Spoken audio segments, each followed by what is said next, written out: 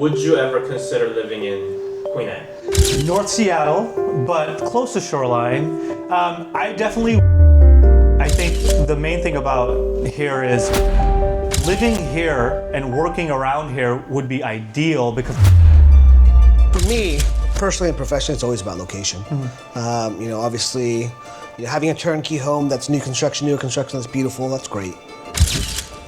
But having a location, you can't move that house to the neighbors that you want to live in.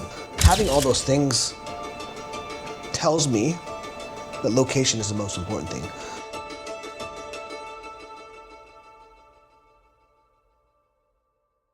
We're coming to you from Lower Queen Anne.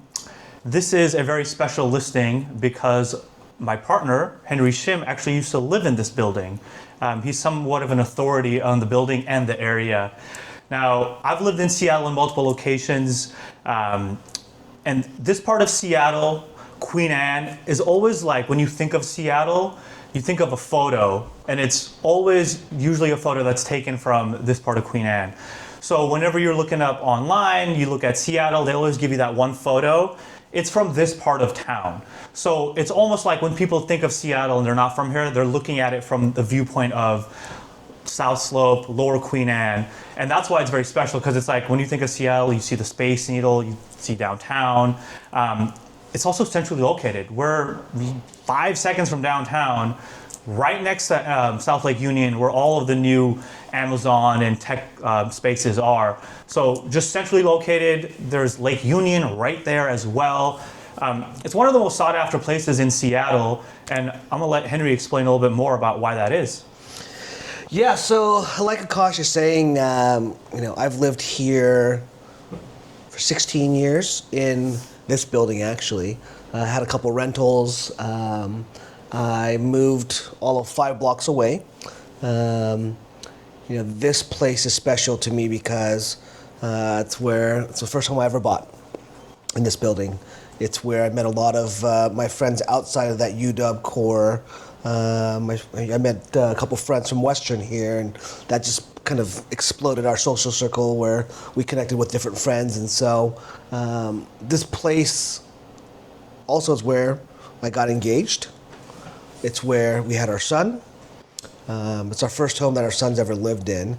And, I loved it. We loved it because of location. Candidly, there's so much to do around here. Whether, it's a little bit of a walk, it's a trek, but we'd walk from here all the way down to Safeco Field, which is now T-Mobile Park. We'd go to football games, and we'd just, in our younger years, we'd go stop by and do what's called a pub crawl down to the games, and you would go through all of Belltown, downtown Seattle, the business district, Pioneer Square, SoDo, and so it was very walkable. Akash was mentioning that South Lake Union is literally this way. South Lake Union, we have the beautiful park out there. We have Amazon, Google, Apple, Meta, also known as Facebook. Tons of other companies. UW Medicine has quite a few buildings down there as well too, and so the location lends itself to everything. I know, we always talk about location. This home, this building, is location. I want to say, I know in Upper Queen Anne there's 13 coffee shops. Down here in Lower Queen Anne, I want to say we're probably closer to 20 within a quarter-mile radius of here. There's one literally across the street, one on the back side of the building, one 2 blocks down, a Starbucks and Covene. We have Citizen where they have great breakfast food, and they have a newer outdoor space called Campfire. So it's an outdoor bar restaurant space. You can get to anywhere from this location, and it's special because whether you want to go to Magnolia and Discovery Park, whether you want to go to the most iconic park in Seattle and probably in Washington, Cary Park. That's where those photos come from, of downtown Seattle, of the stadiums, of the Space Needle is from Cary Park, and that's roughly 10 blocks away from here as well. And so if you're looking for a home that not only is great to live in, it's a well-run HOA. It's pet-friendly if you're looking for an investment property. I actually sold my condo last year. It's 2 floors down. It was a 2-bedroom, 1 3/4 bath as well, and the owners bought it as a rental.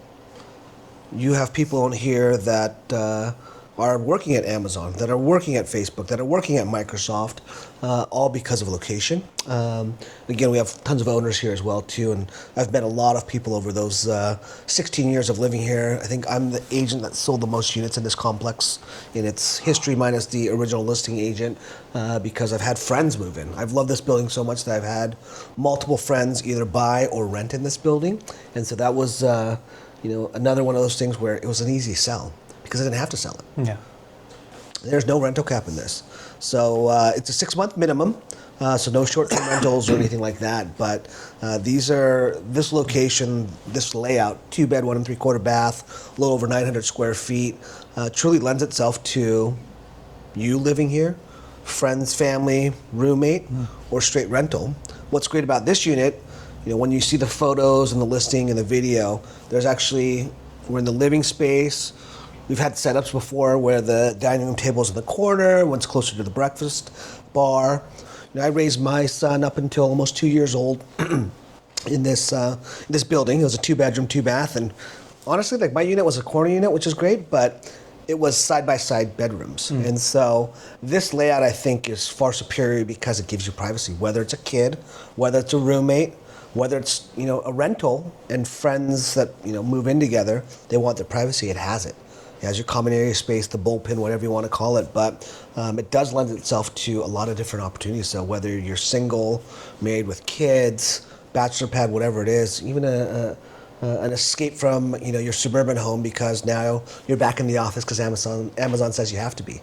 It gives you that ability to have a bedroom, a work from home office, a quick bike ride, walk, jog, bus ride to downtown to South Lake Union. So, and again, it lives.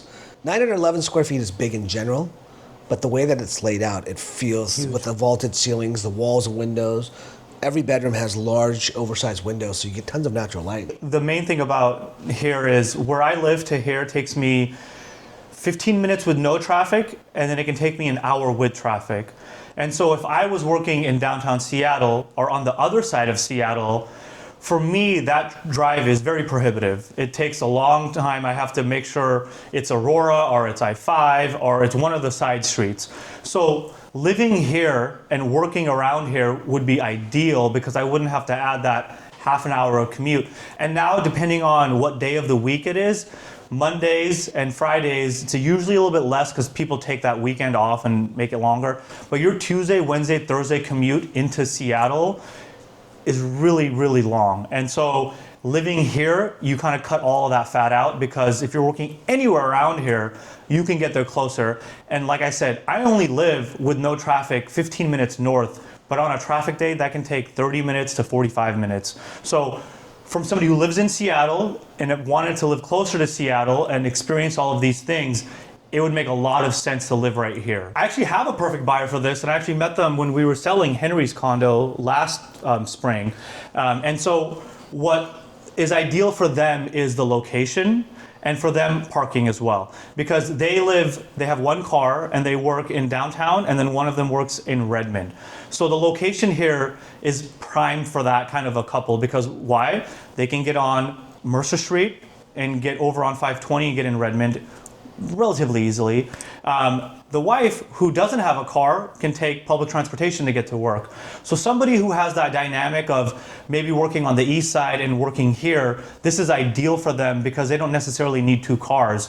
And eventually, for my buyer, he won't even need that second car to get to Redmond because he'll be able to take light rail all the way to Redmond.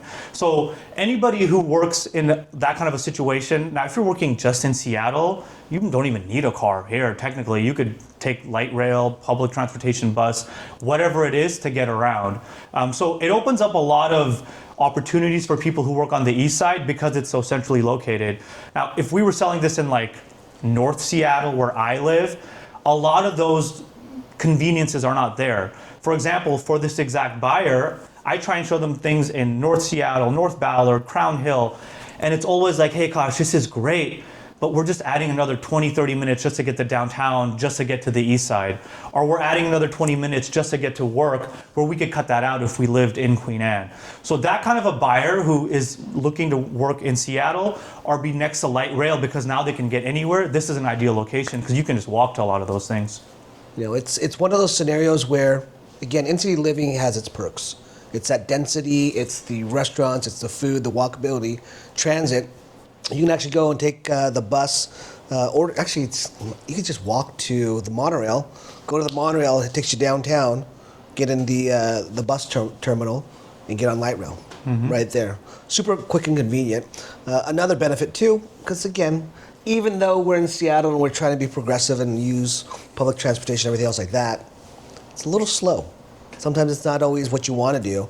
This home actually is kind of a unicorn in this building. It has 2 parking spots. And so whether or not you have 2 cars or not, it's always nice to have that added benefit because now street parking is getting expensive. It's getting crowded again because zoning is changing and people don't have to have garages or parking spots for the apartments that they're renting. And so the developers are cashing in on that, but you have 2 parking spots. I'd say in this building, we were getting roughly $150 to $200 a month for a parking spot. So, you know, if you only have 1 car, if you have no cars, there's always people looking for parking in this building, so that's a nice benefit as well. The HOAs run really well. It's one of those scenarios where, you know, we've never had a special assessment because we've budgeted for the fixes. The hallways have had new carpets, paint.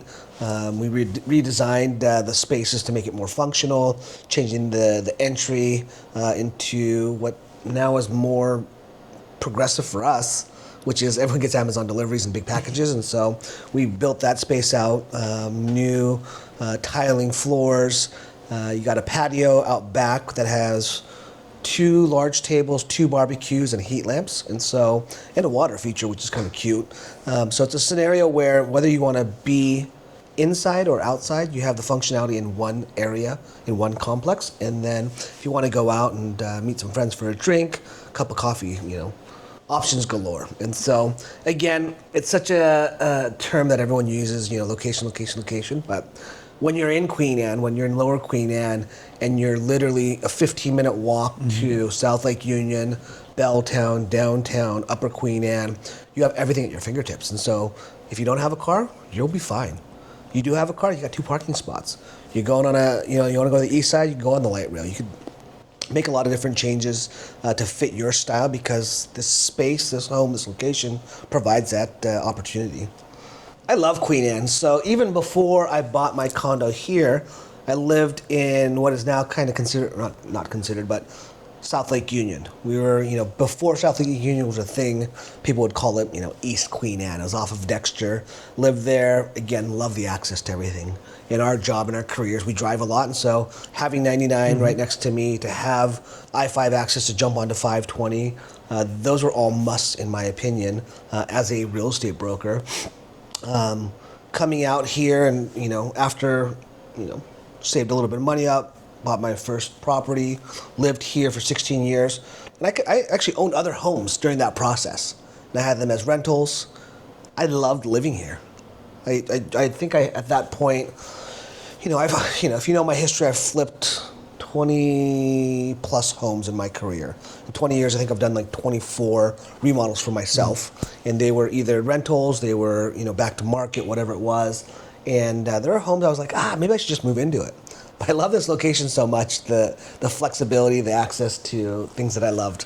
Great food, you know, the restaurant scene, coffee, cocktail here and there, and access to, you know, the city. We're a very small, big city. And so to get to everywhere, you know, if you're in Queen Anne, it takes 15 minutes to get to Capitol Hill, 15 minutes to get to Ballard, again, without traffic. So it gets you to a lot of places in a very quick amount of time where a lot of our businesses focus at and a lot of our friends still live in this area. So, you know, having a turnkey home that's new construction that's beautiful, that's great. But having a location, you can't move that house to the neighborhood that you want to live in. We chose Queen Anne because we love Queen Anne. We love that, again, the restaurants, the food scene, having a Trader Joe's in walking distance, having a QFC, a PCC, having, you know, the lake not too far away from here, South Lake Union. Having all those things tells me But location is the most important thing. Because if you have a smaller home, you could remodel it and build up on it, build out. If you have a home that needs some love, you could rearrange the floor plan kind of like we did. We actually, adjusted our home, added a bathroom, moved walls, created different spaces, finished out the attic space, and we may even turn the downstairs and add a room down there because we have the space for it. Of course, all that takes money and time. Yeah. It's not as easy as snapping your fingers and saying, hey, we're going to do it. But the reality is that location, and we've been blessed with a view as well. You can't get that view anywhere else.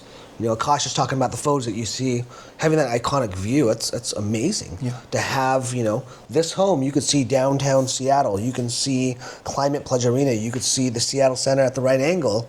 There's things out here that you can't find anywhere else. And so for me, location is everything. Yeah, I would say, we work with a lot of buyers, and this is kind of a question we ask, like what's very important to you? Location, this, and Henry nailed it. We talk with buyers and, they're like, I don't like this in the house or whatever that is. And I always ask them like, okay, is that something that is fixable or that you can address? Because the location, like Henry said, you cannot change, right? You can never buy a house somewhere and then move it. That's never going to happen. But if you have the pockets, you can literally tear down that house and build something brand new. You can upgrade it like Henry did. There's just so many more options once you have the location picked out. So for me, I think location is huge because I didn't want to sell real estate and not live in the city. So for me, I lived in Seattle. I purposely wanted to live in Seattle because I've lived here before. I grew up here. And so for me, location is always the most important thing. Now, a little bit caveat, location can be dependent on work as well. Like I need to be 20 minutes from work, or I need to be this close to light rail. So I think location really does dictate a lot of where people are looking and what they can afford. And on a personal note, I agree with that 100% because I didn't want to live in Bellevue and say that I sell real estate in Seattle. I wanted to live in Seattle where I've lived before and actually work out of Seattle. So that was very paramount to me, is to live where I work. And I know a lot of people don't have that ability. They want to live somewhere they can afford and then drive into work. So I think it's a case-by-case scenario, but yes, location is usually the most important thing. Well, immediately to me, it's if you have like 3 kids or if you have a bigger family. Now, again, it can work, but how do you have your family structured? Is it 2 kids in 1 room? And again, if you're planning on having kids, we always want to make sure that we're like, hey, you're going to have kids in 5 years? Okay, this is fine for you right now. In 5 years, have a kid, turn this into a rental.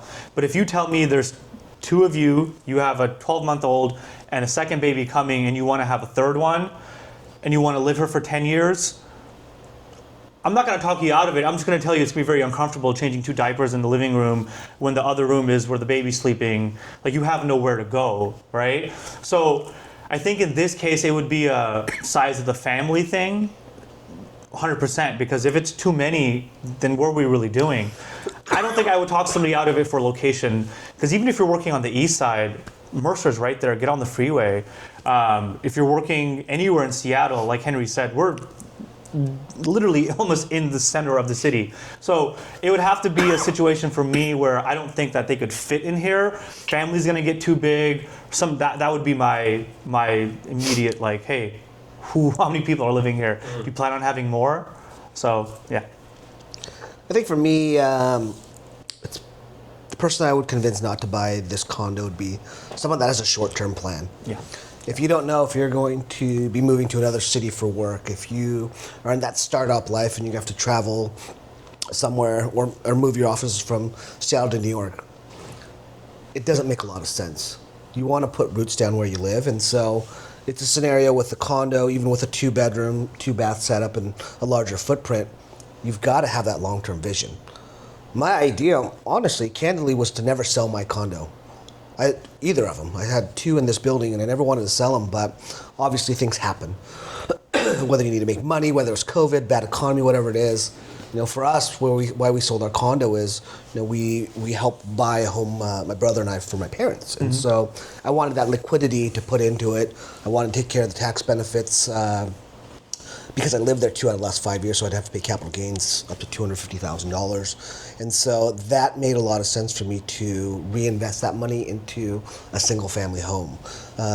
My plan all along was to keep this forever. This was going to be my first home and my first rental and my forever property. But again, life changes and things happen, but you've got to be able to, with a condo, deal with the ebbs and flows of the market. Single family is always in demand. People want yards. Townhouses are a little bit bigger. Okay, great. Condos, again, if there's a lot of people selling at the same time, you might not get premium price for it. So you've got to have that window of, I tell people all the time the story of the condo that I bought. I was 2 floors down, bought it for $334. When the market crashed, it was worth probably $150,000. At the height of the market, it was probably worth $750. I did a massive remodel, redid the whole thing, and I sold it for $6. And so, again, it's all cyclical. Real estate in general, it's just like the stock market. You want to have money in there long term, not short term. And so, if I could have timed the market, I would have sold it at $750. I didn't time the market because I wanted to keep this forever, but again, another opportunity presented itself, and so I sold it and probably left a little bit of money on the table by not waiting longer. And so that's why it's important when thinking out loud and saying all this, that goes for single family too, and not just condos, not just townhomes, because again, you never know what's going to happen. We're in this rough period of our life right now where, this tariffs and everything that's going on is playing with the economy, it's playing with the stock markets, playing with consumer confidence in what the U.S. is. And again, that's the macro, and the micro is what's happening in Seattle, what's happening in this urban core. And again, we're very lucky because we have Amazon in our backyard, Microsoft, Boeing, these mega companies that house so many different employees and make our areas, our neighborhoods robust. And so, again, will we get past all this and will it be greener days? Absolutely. But I think, again, just being honest with myself and whoever's watching this video, the market goes up and down, the market changes. And so if you're looking to buy something but you're looking for the short term, probably not the best time to buy ever, because you have to have that longer time window. Because again, if I had all the homes that I remodeled and sold, I probably would be worth $10-20 million right now, right? I started doing remodels and flips in 2007, 2008. And if I had all those, I would be Donald Duck swimming in my bank in gold coins. That's how I see it, and it pains me. We'd be making this video from Hawaii. Yeah, right? yeah, exactly. You'd be making this video from Hawaii. It's not a background screen. It's real life. Yeah. But soon. But that's life, though, and I get it. It got me to where I am today. But it truly pains me, some of the homes that I've owned that I do not own anymore. And so, for me, depending on what happens on the market or the right opportunity presents itself, I'm not worried about this market because I'm not buying for the short term. Yeah. The next property I buy, whether it's a single family home, whether it's multi-family, whether it's a condo or a townhome, I'm holding that in my mind forever. I'm going to pass it on to my kids so they can have real estate as generational wealth. They can have it to move in if they go to school at UW, go Dogs. If it's anything where prices have exploded in real estate, I think I hear a lot of clients and friends that talk about, is it going to be affordable for kids to buy homes in the future? No, it's not. You have institutional buying out there, you have inflation, you just have price points, appreciation. It's going to be so hard. And so my goal is to create, wealth for my kids by owning real estate. The stock market's great, it's fantastic. You should diversify, you should have different things. If you're in crypto, good for you, great. Save that, have that. But I think real estate is part of that puzzle, that you need to own that so your kids, your friends, your family, whoever is a part of it can experience that as well. And so long term, real estate will always continue to go up in value because it's a scarcity. I know like I know how you guys operate because I've been working with you guys, I've been watching you, and just the idea of the fact that you actually approach working with your buyers like with the mindset of we're gonna try to talk you out of you, right? Talk you out of it because you convince me why you love it so much, because then that's a proof that you really love it.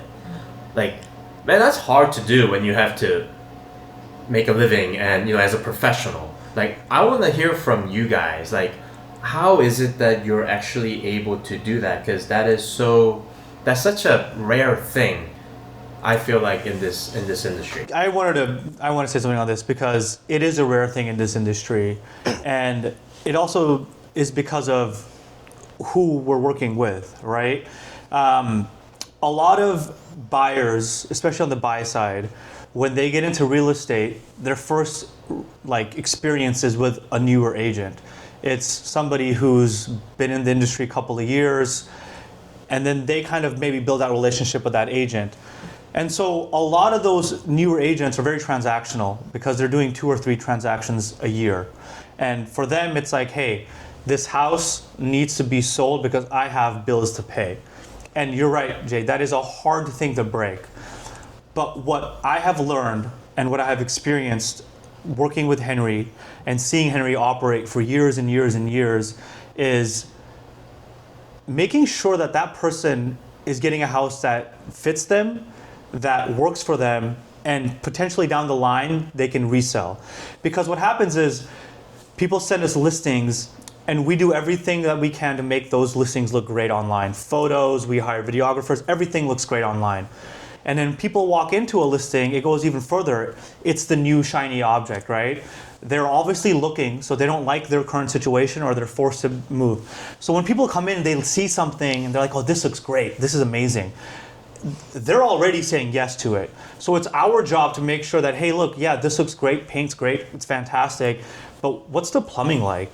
Like, are we still on, knob and tube for electrical? Has anybody even checked the sewer scope? These things that a lot of people don't see. What they see is a great photo, a great setup, great staging, but then they don't really take the time to look at the things that are behind the walls. And that's where Henry and I come in, because everything's gonna look pretty good, because that's what we do as agents. But hey, have you done a pre-inspection? Have you seen the HOA? Have you seen the numbers there? Have you seen if there's a special assessment coming? So it's not necessarily that we want to say no to everything. I just want to throw up everything negative that could come up in the next couple of years. And if you're able to say, hey, I can deal with that, or hey, I know because you told me, Henry, that in the next 5 years I might need a new water heater. Okay, great, I can budget for that up front. It's not necessarily saying, hey, don't buy this right now. Some homes are like that, like, hey, there's a roof missing, don't buy this right now. But a lot of it is, hey, can you budget for the things that are gonna come up? And if you can't, then we're gonna tell you no. That's how I've learned from Henry. And it also does a second thing, whereas that person builds trust with us. We're not just, hey, first house, boom, sold. Because I want them to have a good experience with us and say, hey, Henry and Akash said no to 10 homes, but the one we got really worked out. That's going to make them want to refer us, right? If it's just a first home buy sell, they're not going to be like, we didn't really work for them. We just signed paperwork. So it's a longer term play too, because I want you to think of me if you ever want to sell this house. And in fact, another thing is we'll probably tell you not to resell the house and rent it out, because that's how you become wealthy. That's how you pass on that home to the next person, right? So it's genuinely like, I want to help the person, whether it's making the right decision or building generational wealth. So yeah, we tell people not to buy a house. We tell people not to sell their current house if it's the best thing for them. Just hearing Akash speak right now, it just reminds me how our values are aligned, right? Akash is a great salesperson. He's a great person. Somehow, he's put those two things together to become a great real estate broker. We are very fortunate where we have a great audience of clientele. They are friends, they are family, they are friends, family members, they're coworkers, whoever it is. And so, like Akash mentioned, we don't need to chase that deal to get it closed and get a commission. Fortunately for us, through the nearly 3 decades of experience, we have a massive referral base. We have clients that have bought a dozen homes from us. And that allows us to take as much time as any prospective buyer or seller needs. I mean, if I went through my email right now and my client list, there are people I've talked to for years that haven't bought or sold yet. But when they're ready, we're ready. We don't need to force them to buy or sell today. It's all situational, timing, And if we rush that, if we push to get something on the market just to get it on the market, that doesn't make sense. It doesn't make sense to tell your friend, your client now, because now we have a fiduciary duty to our client to do what's in their best interest. If we push them to make a move and it doesn't make sense, what are we? We're just another salesperson trying to get a quick buck. And, the integrity dynamic of what we do is paramount. We have to do what's in the best interest of our clients, because I still need to face them and if I see them at church. I still need to face them if I see them at a baseball game. I still need to face them when we have a friend's birthday party, whatever it is. And if you can't do this job with integrity, with faith and love for your clients and what they're going through, again, the stories that we hear in the background of, hey, nobody knows this yet, we're pregnant. Yeah. Hey, someone is pretty sick in our family. Yeah. Hey, we're actually going to make a move to the other across the U.S. for a job, an opportunity, whatever it is. We get to hear that firsthand before even their friends or family do. And so it's our job to make sure that we're guiding them in the right direction, not forcing them, not telling them what our will is, listening to their concerns, listening to what they want to do, why they're doing it, and then figuring out what the best plan of attack is for them. It's a situation where you shouldn't sell unless you have to, right? Not everyone can buy their next home without selling this home. What's a good time to do it? Hey, do we rent it out for a little bit, see how that works? Hey, where are we going next? We really love living in city Seattle, but we want to move to the burbs. Okay, why are you moving to the burbs? Is it because of family, better schools, location, whatever it is? There's so much that goes into it, and there's so much communication that has to go back and forth, back and forth. I mean, genuinely, I have 4 text messages, emails, and a couple calls this morning with clients they've been looking and thinking for the last year and a half, 2 years. Should we sell? Should we buy? Genuinely, I have that in my phone. I was dealing with it before we started shooting this video, and it's a scenario where we don't know that person's timeline. We don't know what their end goal is yet. They're trying to figure it out. They're asking us for guidance. They're asking us for help.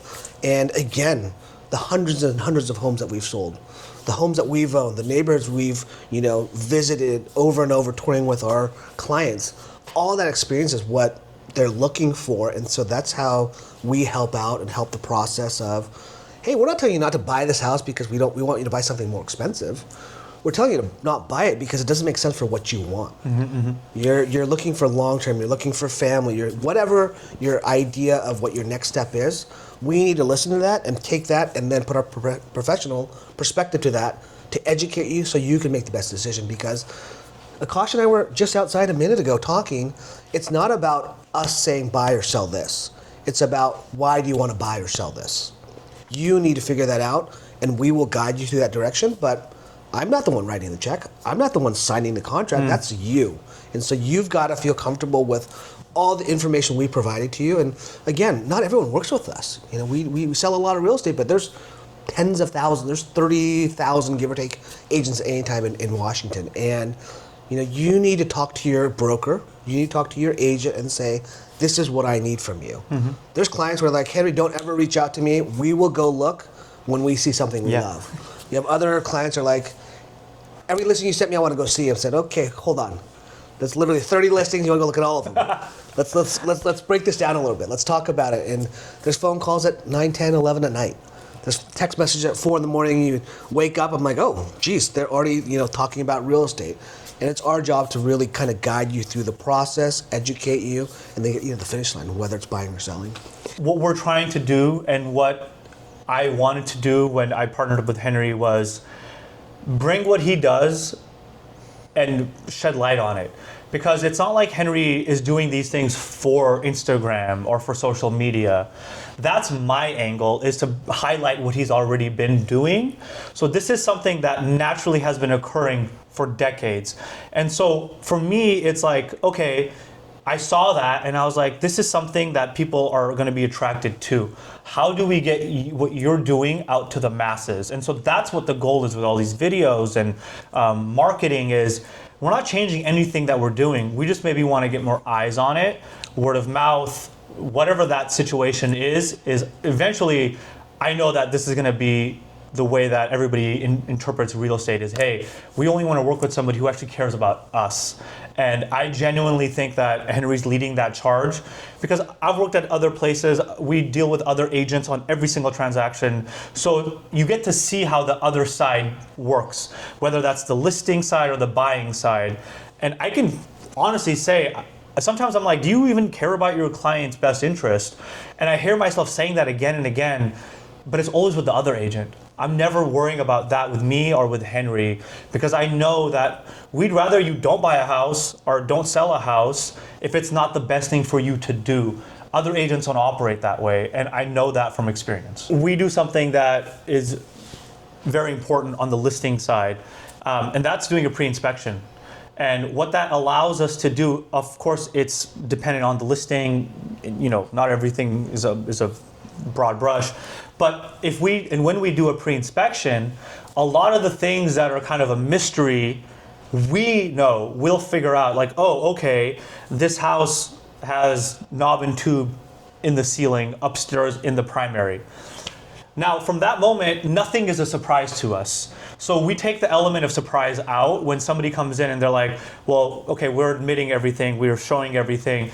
Then depending on the client or the seller, it's, hey, we can fix everything, we can, address it as it comes up, we can give a credit, whatever that scenario is, but we're never going in blind. That's the main thing is, I want to know where the issues are with this home, so then when an experienced agent comes in, and yet they are like, oh, great carpet, but they open the sink and it's like, oh, it's PEX, great, plumbing is up to date. Like, we want to make sure that we're able to address anything that might come up because it's the first thing we look at. I go into a new thing with a client and I take my shoes off, I start feeling the floor, and I go right to the sink and see what's underneath the sink. My clients are over there like, looking at the wall and the new paint and all that. Before they've even gotten their shoes off, I'm turning water on, I'm doing all of these things because I know they might not or they haven't been taught that. And then on the flip side, I'm prepared for the agent to do all of those things. And we'll know what will happen. Oh, low water pressure, not surprised. Here's how we can fix it. You have the ability as a buyer to hire your own home inspector and do your own home inspection. But we work with people who are known in the market. I did a home inspection, a pre-inspection the other day, and the first person that walked through that I emailed it to was like, oh, we know so-and-so, we've worked with them in the past, this is great. Right? So there's always a flip side too to that equation, Jay, where it's like, oh, we know this inspector, we know that they do great work. But I would say they're professional, they're trained, they're licensed, and you as the buyer have your ability to do your own inspection. If for some reason you think, hey, this person might be best friends with Akash or Henry. There's agents, I've gone and seen homes or talked to other agents who are like, how do you want the inspection report to look? I said, yeah, we're not working with you. We're good. I genuinely remember that happened in Linwood off a home in Ash Way, because my preferred my preferred inspector that I've worked with for 21 plus years, actually 22 years, because they helped my parents on their new construction, did the inspection. I loved him so much. When I got into business, I used him. I used him for multifamily, I used him for office, and I used him for single family. And so, it's a scenario where you trust your vendors, because if I, as the listing broker, use somebody and everything isn't disclosed, now I look like I'm unethical. Mm-hmm. I look like the bad guy. I don't want that. The market does what the market's supposed to do. In a seller's market, things go off the shelf. People look past items on an inspection report that they can fix themselves, get a contractor in there, whatever it might be. On the flip side, in a buyer's market, you can go and ask for credits. You can ask for work to be done by licensed, bonded, insured contractors. Going back to what you were saying about, what do we do before a listing? How do we get it all set up? Akash is completely correct. We do our pre-inspections, we do our sewer scopes, make sure the house is in good functioning order. If we need to fix stuff, we try to have our clients move that way. Mm-hmm. So the next buyer has a lot more faith in the home They're willing to bid it up higher, which gets the seller more money. In terms of presentation, we go in there, and whether it's carpet and paint or trim, whether it's putting a new roof on, whether it's changing out plumbing or electrical, if the seller gives us the budget to do those things, we will of course do them. Not everyone has the ability to do that. Not everyone has the time to do that, and so we warn them, we teach them, we educate them that, hey, just be aware that if we don't get multiple offers, you may have to come out of pocket with concessions and closing costs. You may have to come down in price. Be ready for it. If it's a bidding war, again, like the market has been for better part of a decade now, you're in a situation where you're in the driver's seat because there's not enough inventory on the market, which is still very true today on April 15th, 14th, whatever day it is, day before tax season, or taxes are due. It's truly a scenario where, we want to present the home, the condo, the property in the best light possible. So whether it's cosmetic, and you can call it lipstick on a pig, because you know what, the owners 99% of the time, when they see the work done, they're like, I wish I would have done that before. Yeah. I wish I would have enjoyed this home how it should have been. And so we're not cutting corners. We're not using, cheap contractors. We're putting our best foot forward so the home does look how it's supposed to. And so we're fixing it, we're correcting it, we're beautifying, we're doing landscaping. We were working on a couple other projects where we're doing massive work orders right now because the sellers have given us a latitude to put a new roof on, to put French drains in, to change it up. And these cost tens of thousands of dollars, but we're doing it because it's the right thing to do. And it's going to make it that much more appealing for that next buyer that says, you know what, I can bid this up 10, 15, 20% because it's turnkey now. I don't need to come up with cash. I'd rather do it on the front end on a loan. So instead of coming up with $30,000 extra in cash to fix these things, I'm paying an extra $30, $50 a month to get a home that I can just move into and enjoy. And so there's a method to the madness. There's a reason why we do things. And again, if our clients give us the latitude, we'll do it, and we'll do it right, because that's what people want. We know the market. Again, the hundreds and hundreds of sales we've done in the career, the 3 decades of being in the industry, we know what people want. So we want to present it in that best light as possible so they get excited about it. And at the end of the day, our clients that we represent get paid a higher purchase price for the home. So it's all methodical in what we do and what we try to educate our clients on the sell side. And conversely, on the buy side, we want to make sure that they have the ability to know that plumbing's going to get worse because it's galvanized plumbing. Hey, you may want to think about changing out the knob and tube wiring. Hey, these double pane windows are starting to pop. The lifespan of that is 10 to 15 years, depending on the brand and how well they're built. Whatever it is, if they know, they can go eyes full open on this purchase and budget for things that need to get fixed down the road. So again, it's all about education on both sides of it. It's not just buyers only or sellers only. It's you have to educate, because most people don't know. Not everyone has owned a home before. Not everyone has sold a home before. And so if you'd walk them through the process and say, hey, here's your ROI.